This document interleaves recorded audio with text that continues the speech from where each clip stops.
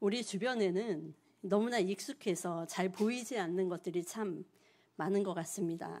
우리 강대상에 때때로 이렇게 시시 때마다 올라오는 이 꽃이 있죠. 굉장히 익숙해서 이쁘다라고 생각하지만 이게 메인으로 우리의 눈에 보이지는 않을 겁니다. 그런데 여기에 이 꽃이 올라와 있는데 예로 말하자면 올해 신상품이라고 합니다. 그동안 보지 못한 올해 우리가 처음으로 맛본 신상품이라고 합니다. 좀 어떻게 달라 보이시나요? 네. 자, 그리고 제가 하나를 더 익숙한 걸 앞으로 이제 많이 익숙해지실 텐데, 교회 뒷마당에 가면 장미를 10줄을 심었는데, 그 장미로 좀 이야기를 하자면, 요즘 이제 5, 6월에 장미가 많이 피잖아요. 근데 이 장미가 덴마크 품종인데, 해마다 장미 시장이 열리잖아요. 장미 시장에서 지난 3년간 대상을 탄 장미가 바로 저희 이제 뒷마당에 심겨져 있습니다. 올해는 이제 뭐 너무 늦게 우리가 심었지만 내년, 내후년 이제 해가 거듭할수록 얘가 이제 울타리를 넘어서 굉장히 이쁘게 필 거라고 생각이 됩니다. 자, 어떻게 뒷마당에 장미가 좀 이제 남다르게 보이시겠습니까? 이쯤에서 우리 옆에 분을 한번 바라보시면서 이렇게 인사했으면 좋겠습니다. 익숙해 보이는 성도님이 보배입니다. 네, 제가 그동안 보배를 몰라봤습니다. 자, 오늘 본문 또한 우리에게는 너무나 익숙한 말씀이시죠. 이 말씀을 생각하면 자연스럽게 예수님의 지상 명령, 대위임령, 이 말씀에 너무 초점이 맞추어져 있어서 이 말씀을 들으면 당장이라도 우리가 달려나가서 복음을 전해야 되고 뭔가 이렇게 전도에 대한 사명을 불있게 하는 그러한 말씀으로 우리가 간간히 소개되어지고 그렇게 많이 설교가 되어 있습니다. 하지만 오늘 우리가 말씀을 살펴보면 마태가 진정으로 하고 싶었던 이야기는 어쩌면 지상명령, 대위임령이라기보다는 다른 곳에 좀 초점이 맞추어져 있는 것을 우리가 발견을 하게 될 것입니다. 자, 이 익숙한 말씀 안에 어떤 더 깊은 하나님의 은혜가, 하나님의 말씀이 심겨져 있는지 우리가 앞으로 한 두세 차례 정도 나누어서 세 가지로 살펴보려고 합니다. 첫 번째는 오늘 나눌 말씀인데, 말씀하신 분의 신분은 어떻게 될지, 그 다음에 두 번째로는 말씀하신 분이 명령하신 것은 무엇인지, 그리고 마지막으로는 말씀하신 분의 약속은 무엇인지 앞으로 우리가 한 두세 차례 정도 나누어서 생각을 해보려고 합니다. 오늘은 그 첫 번째인 오늘 말씀하신 분의 신분이 어떻게 되는지 그 말씀을 오늘 말씀을 통해서 한번 보려고 합니다. 좀 눈치를 채신 분들은 좀 아실 것 같습니다. 결론을 이야기하자면 오늘 말씀하신 분의 신분은 한마디로 왕입니다.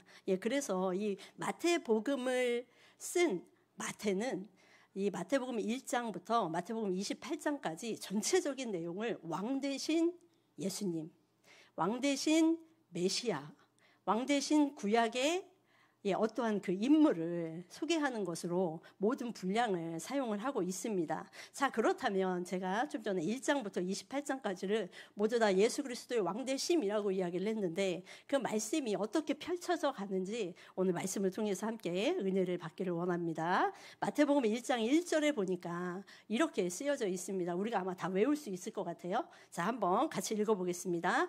아브라함과 다윗의 자손 예수 그리스도의 계보라. 네, 옛날 성경에는 예수 그리스도의 세계라 이렇게 되어 있죠. 자, 개역개정 성경에서는 우리가 지금 읽은 대로 연대순으로 아브라함과 다윗의 자손 이렇게 쓰여져 있는데 이 헬라어 원어 성경에 보면 그 순서가 좀 바뀌어져 있습니다. 그래서 그 원어대로 직역을 하면 이렇습니다. 예수 그리스도 곧 다윗의 자손 아브라함의 자손이신 분의 계보에 관한 책입니다. 그래서 원어에는 이 아브라함보다 누가 먼저 나와요? 다윗이 먼저 나오게 됩니다. 근데 그렇게 다윗을 먼저 강조한 이유가 있습니다. 그게 바로 1장 내용을 쭉 읽어보면 있는데 1장 2절부터 보면 아브라함이 이삭을 낳고 이삭은 야곱을 낳고 야곱은 유다와 그의 형제를 낳고 쭉쭉쭉쭉 이어지잖아요. 누구는 누구를 낳고 누구를 낳고 나와 있는데 1장 6절에 보면 우리 같이 한번 읽어볼까요? 1장 6절 시작. 이새는 다윗 왕을 낳으니라. 다윗은 우리아의 아내에게서 솔로몬을 낳고. 자, 여기 보니까 다윗 다음에 하나의 단어를 하나 넣었습니다. 그게 바로 뭐예요? 왕이라는 호칭입니다. 자, 다윗 다음으로 그 다음부터는 마태복음 1장을 마치는 모든 순간에까지는 왕이라는 호칭을 아무에게도 넣지 않습니다. 누구만? 다윗에게만 왕이라는 호칭을 붙입니다. 그것은 바로 무슨 말이냐면 특별히 마태가 의도를 가지고 아브라함보다는 다윗을 먼저 강조하고 1장에 다윗만 왕으로 호칭한 그 의도가 있는데 그것은 바로 예수님이 다윗의 왕권으로 오실 구약의 메시아이다라는 것입니다. 그리고 메시아 예언을 성취하여 다윗의 아들로 오셔서 다윗의 보좌에 앉아 영원히 다스릴 왕이 누구다? 예수 그리스도다라는 것을 설명하기 위해서 의도적으로 마태가 이렇게 기록을 합니다. 자, 그런데 1장 1절에서 우리가 좀 더 눈여겨보아야 하는 단어가 하나 있습니다. 아까 뭐였죠? 아브라함과 다윗의 자손 예수 그리스도의 계보라, 세계라라고 한 이 계보라는 말입니다. 이게 바로 헬라어로 게네세오스라고 이야기를 하는데 우리가 유명한 차 제네시스 아시죠? 제네시스의 어원이 바로 이 단어에서 옵니다. 이 단어의 뜻이 뭐냐면 출생, 계보, 족보, 기원, 대략 뭐 이러한 뜻을 가지고 있는데 이 단어를 그대로 히브리어로 가지고 가보면 히브리어에서 사용된 단어가 있습니다. 그게 바로 창세기에서 굉장히 중요하게 사용하는 단어인데 그걸 우리가 톨레도트라고 하는 단어거든요. 이 톨레도트라는 단어가 창세기에 11번이 나옵니다. 11번이 나오는데 아무 때만 나오는 것이 아니라 천지의 대략이 이러하니라에서 대략 그리고 그 다음부터는 아브라함의 족보가 이러하니라, 이삭의 족보가 이러하니라, 데라의 족보가 이러하니라. 어떻게 돼요? 하나님의 백성의 족보를 이야기할 때, 그 족보를 시작할 때 사용하는 단어가 바로 이 톨레도트라는 단어입니다. 근데 이 단어가 하나님의 백성의 계보에만 사용된 것이 아니라 이스마엘, 그리고 하나님을 믿지 않는 에돔, 에서 이렇게 하나님을 믿지 않는 족보들이 시작할 때도 무슨 단어를 써요? 톨레도트, 출생, 기원, 대략 이 단어를 같이 쓰고 있다는 거예요. 그런데 너무나 놀랍게도 이러한 계보로 맨 마지막에 누가 오시죠? 예수님이 오시잖아요. 창세기를 이유로 이 단어와 족보와 관련돼서 나오는 것은 몇 번 나오지 않는데 그 다음에 나온 제일 첫 번째 단어가 어디에 나오는 거예요? 마태복음 1장 1절에 나오는 거예요. 다시 말하면 이 단어는 톨레도트라는 단어는 앞에 시대를 매듭지고 새로운 시대가 시작될 때 나오는 단어인데 특별히 이 단어는 다윗의 하나님을 믿는 아브라함의 자손들의 족보와 하나님을 믿지 않는 이스마엘 족보를 쭉 나열하면서 끊겼다가 이 족보가 언제? 마태복음 1장 1절에 이 족보로 오시는 분이 있는데 그분이 바로 왕으로 오시는 누구다? 예수 그리스도다라는 것을 우리에게 보여주고 있습니다. 자, 그렇다면 제가 오늘 이제 답을 먼저 말했잖아요.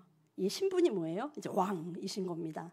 메시아이시고 왕이신 예수님이 이 땅에 태어나셨습니다. 그리고 그의 구원 사역을 이루시기 위해서 그의 공생애가 시작이 됐는데 공생애가 시작된 다음부터는 날마다 예수님과 함께 동행하고 같이 사는 사람들이 있습니다. 그 사람들이 몇 명이었죠? 12명의 제자가 항상 예수님과 함께 다닙니다. 예수님을 중심으로 날마다 이 제자들이 예수님을 따라서 살기 시작합니다. 자, 제자들은 예수님과 함께 다니면서 욕을 먹기도 하고 비난을 당하기도 하고 때로는 굶을 정도의 힘든 일도 겪기도 하고 때로는 맞아서 죽을 뻔하는 그러한 일들도 있습니다. 그런데 그럼에도 불구하고 예수님을 따라다니는 이 제자들은 흩어지기는커녕 예수님을 중심으로 어떻게 해요? 똘똘 뭉쳐서 생활을 하게 됩니다. 많은 이유가 있죠. 예수님이 병어리를 고치시고 죽은 자를 살리시고 여러 가지 기적과 이적을 행함에 따라서 제자들은 머릿속으로 한 가지 생각을 합니다.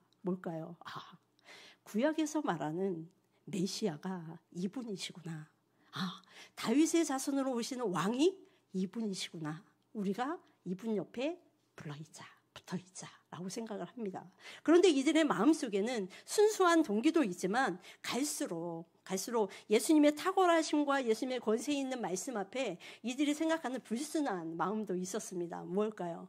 그때 당시에 이 나라를 뒤집어 엎어서 이 나라를 왕으로 군림하시면 우리가 뭘 할 것이다? 예수님 옆에서 한 자리라도 좀 차지하지 않을까? 이러한 마음으로 날마다 예수님 옆에서 함께 예수님과 공생애를 같이 하게 됩니다. 자, 그렇다면 예수님과 같이 이렇게 지내고 살았던 제자들이 힘들었지만 신났음에도 불구하고, 자, 그러면 예수님의 제자 중에는, 예수님을 믿지 않는 사람들은 어땠을까요? 이 믿지 않는 사람들도 예수님의 기적과 이적을 맛본 사람들은 이 사람들도 똑같은 생각을 했습니다.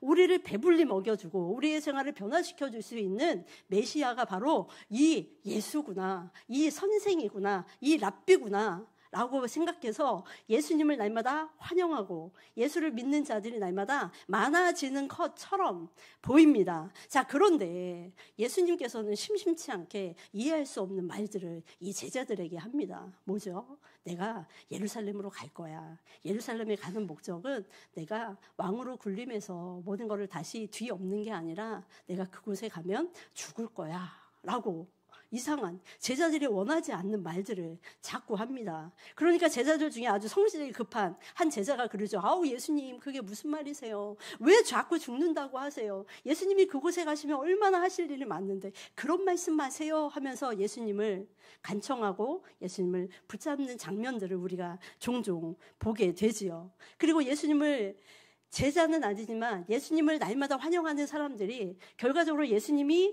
예루살렘에 입성할 때 그 백성들은 어떤 일들을 벌이나요?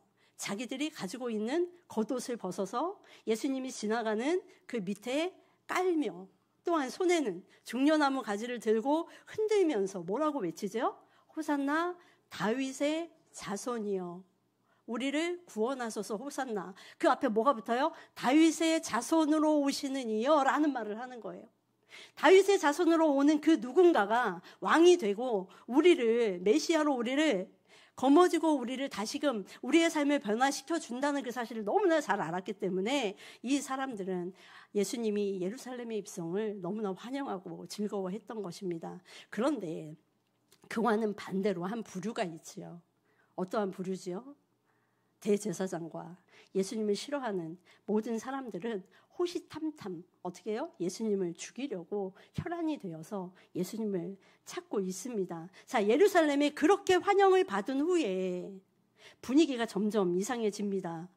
왜일까요? 예수님은 그 사람들의 기대와는 반대로 고난을 받으시고 박해를 받으시고 당시 최고의 형벌인 저주받은 자들만 올라간다고 이야기하는 십자가에서 아무런 저항도 없이 아무런 힘도 없는 것처럼 보이는 것처럼 그곳에서 묵묵히 죽게 되고 말기 때문입니다. 이때 사람들이 품은 의구심이 딱 하나 있었습니다. 그것은 바로 뭐였냐면 이거예요.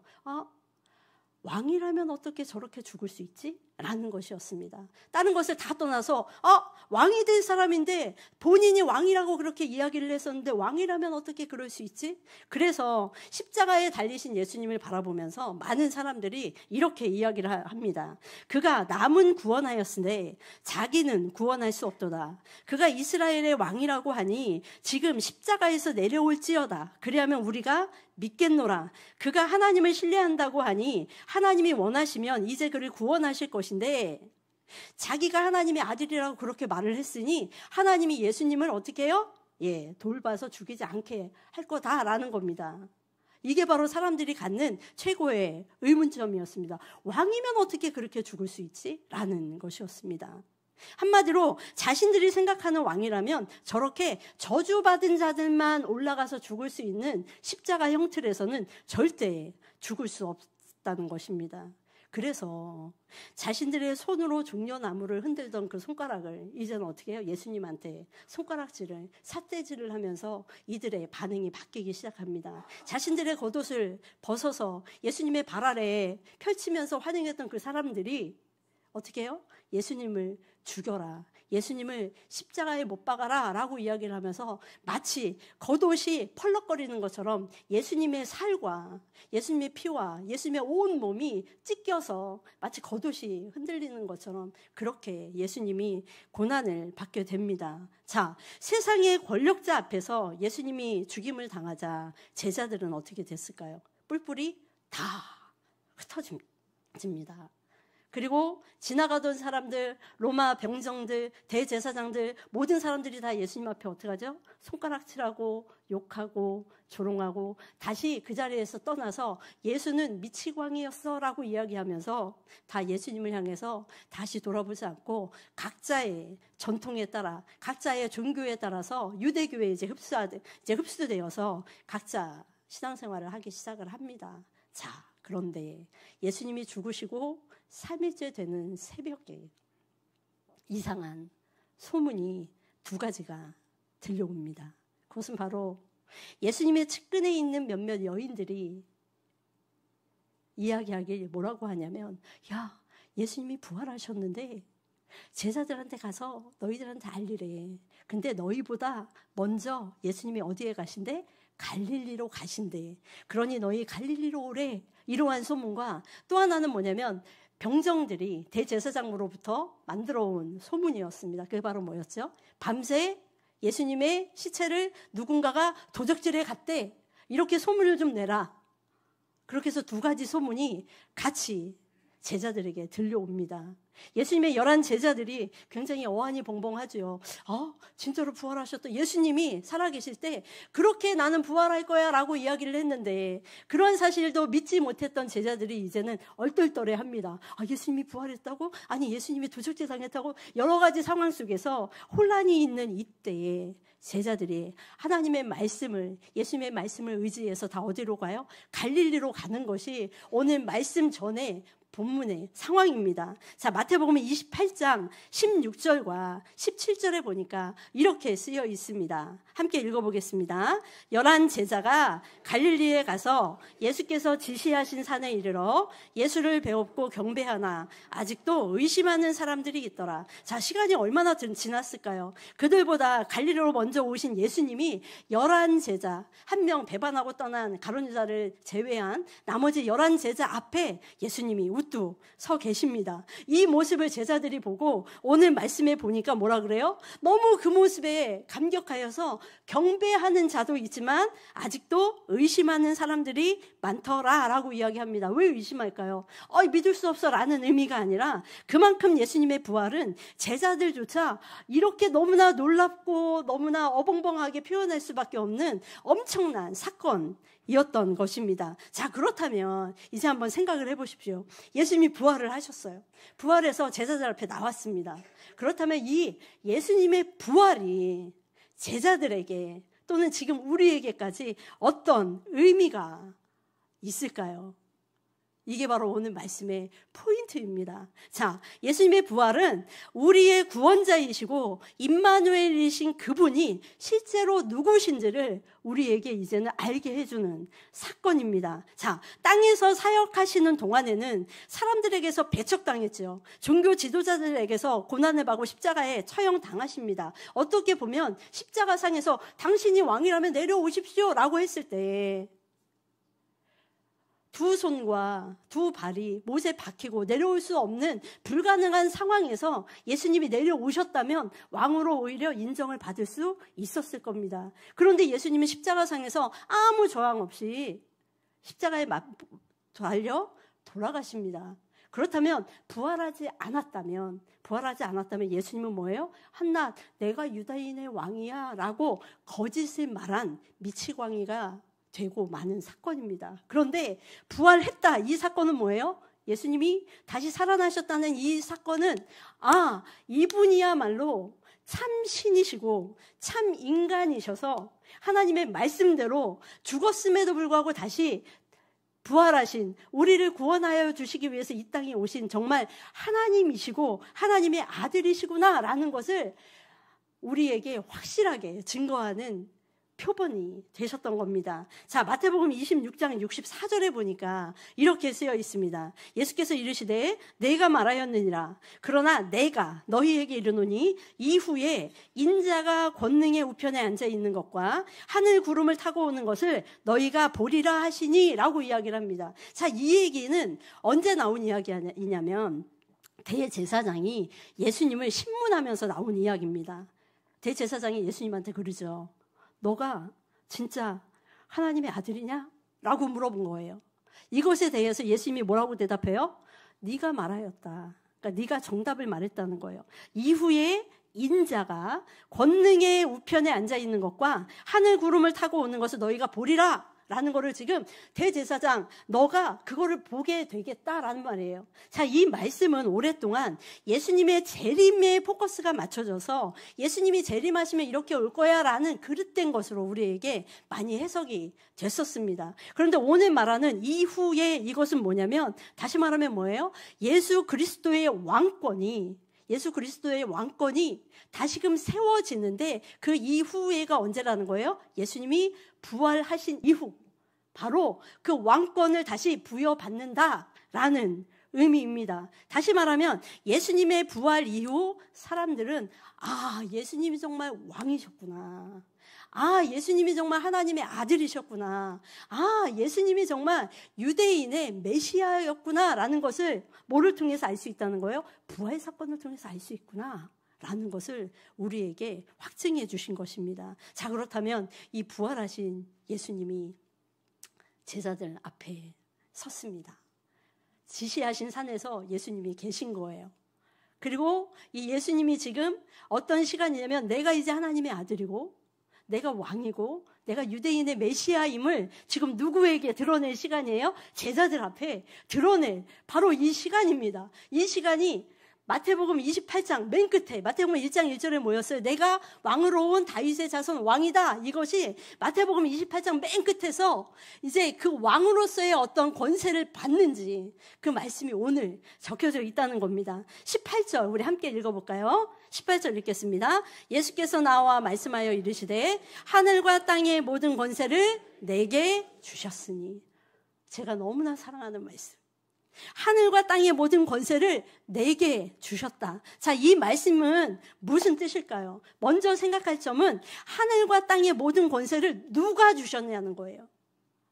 우린 너무나 잘 알고 있죠. 이 온 세상 만물을 창조하신 그분.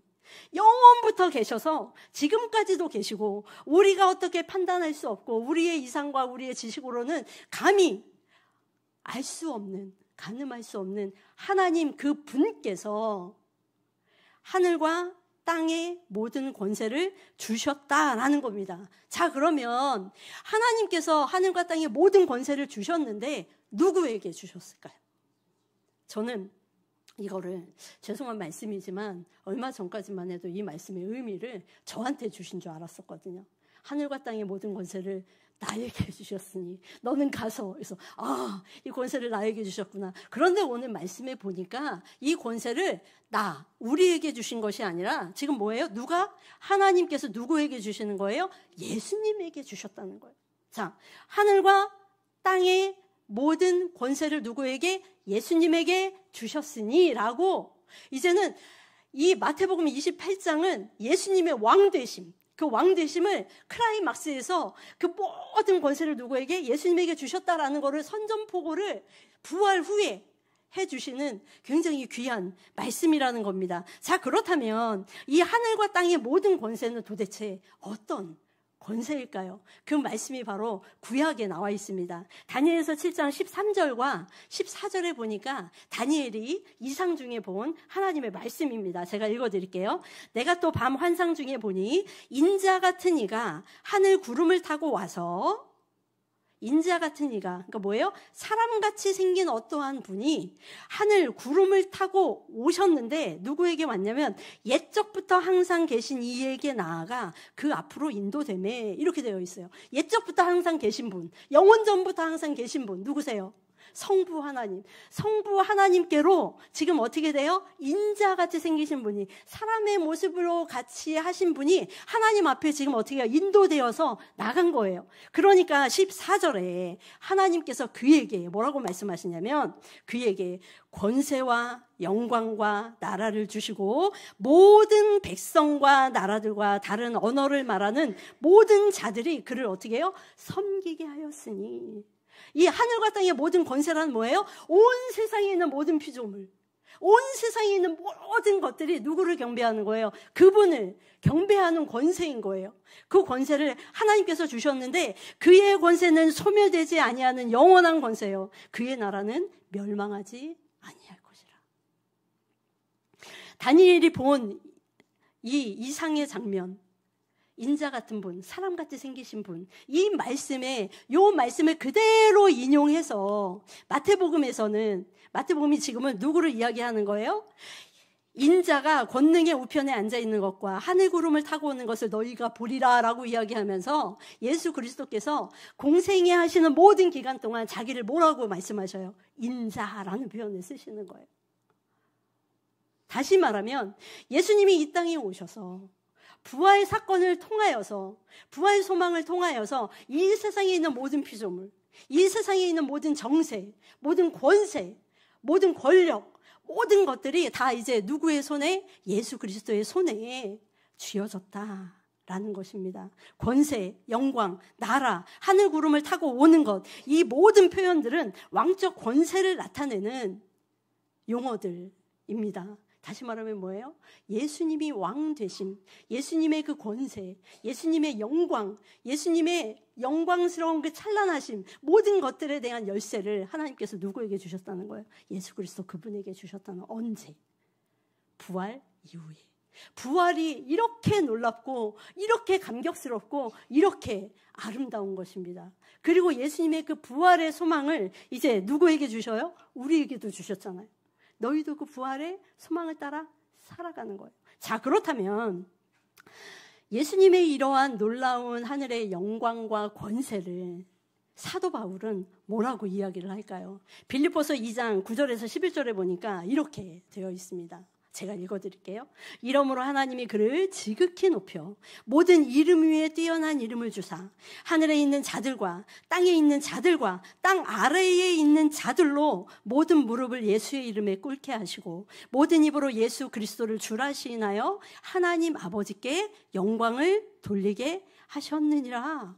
자, 이 말씀은 뭘까요? 하나님께서 이 모든 영광을 예수 그리스도께서 주셔서 예수님이 온 우주의 왕이시고 예수님만이 모든 것을 다스리시고 만주의 주이심을 확신하게 하는 말씀이 바로 이 말씀입니다. 자, 그렇다면 예수님께서도 자신이 왕인 걸 알으셨을까요? 모르셨을까요? 자, 요한복음 18장 37절에 보니까 빌라도가 신문하면서 이렇게 얘기합니다. 자, 그러면 내가 왕이 아니냐? 반어법으로 물어보는 거예요.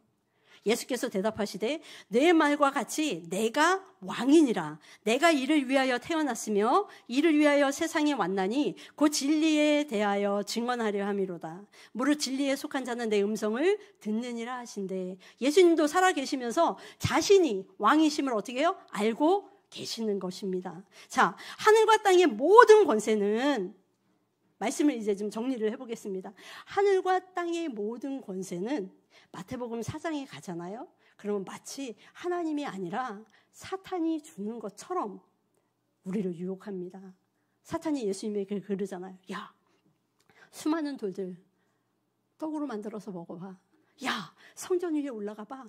성전 위에 올라가서 뛰어내려봐. 하나님이 받쳐줄 걸. 야, 꼭대기에 올라가서 모든 세상에 있는 아름다움을 다 가져봐. 내가 줄게.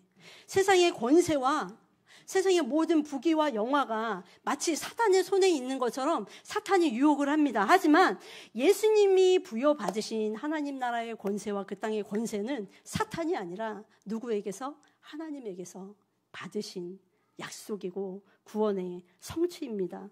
그리고 이러한 하나님께서 온 우주의 왕이 되시고 온 우주의 만군의 주가 되셔서 우리의 아버지가 되시고 때로는 우리의 친구가 되어주시고 때로는 우리의 신랑이 되어주시고 때로는 우리와 함께 동행하는 스텝하는 그러한 동행자로 우리와 함께 살아가시겠다고 하십니다. 사랑하는 성도 여러분, 우리를 위해 이 땅에 오신 그분이 우리의 왕이 되시는 것을 믿으십니까? 우리를 위해 죽으신 그분이 우리의 왕이 되신 것을 믿으십니까? 그 죽으신 그분이 부활하신 그 주님이 우리의 왕이 되신 것을 믿으십니까? 그리고 이제 그 주님이 하나님 나라에서 그냥 계시지 아니하시고 그 나라에서 먼저 가셔서 너희가 살 집을 예비하며, 마치 신랑이 신부를 맞이할 때 그 집을 예비하는 것처럼 그 집을 예비하시고 또한 이 땅에 살고 있는 우리들을 통치하시고 다스리시며 불변하신 모습으로 하나님 우편에서 우리를 날마다 종일 기도하시고 간구하시고 탄원하시며 우리를 도우시는 하나님이신 것을 우리가 믿으시면서 왕이신 하나님 앞에 날마다 감사하며 살아가시는 하나님의 백성들이 되셨으면 좋겠습니다.